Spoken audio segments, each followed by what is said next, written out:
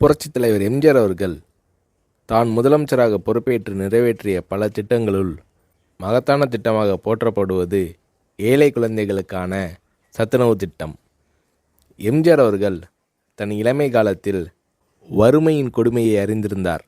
எனவே தான் முதலமைச்சரான பின் பள்ளி குழந்தைகளின் ஆரோக்கியத்தை பற்றி எம்ஜிஆர் அவர்கள் பெரிதும் அக்கறை காட்டினார். பள்ளிகளில் படிக்கும் ஏழை குழந்தைகள் பலர் சத்தான உணவு இன்றி மெலிந்தும் நோய்வாய்ப்பட்டும் இருப்பதைக் கண்டு மனம் வருந்தினார் எம்ஜிஆர். ஏற்கனவே தமிழக பள்ளிகளில் பெருந்தலைவர் காமராஜர் ஆட்சி காலத்தில் தொடங்கப்பட்ட மதிய உணவு திட்டம் நடைபெற்று கொண்டிருந்தது. எம்ஜிஆர் அத்திட்டத்தை 1/7/1982 அன்று சத்துணவு திட்டம் என்ற பெயரில் பயனுள்ள திட்டமாக மாற்றினார். எம்ஜிஆர் அவர்கள் சத்துணவு திட்டத்திற்காக 100 கோடி ரூபாயை ஒதுக்கீடு செய்தார்.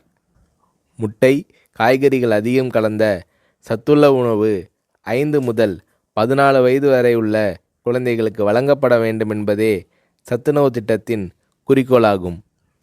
இந்திய பொருளாதார முன்னேற்றம், தொழில் முன்னேற்றம் என்பதை விட இன்றைய குழந்தைகளின் பசியும் ஆரோக்கியமும் அவசியம் என்பதை உணர்ந்தே சத்துணவு திட்டத்தை நான் அறிமுகப்படுத்தினேன் என்று சத்துணவு திட்டம் பற்றி எளிமையாக விளக்கமளித்தார் எம்ஜிஆர்.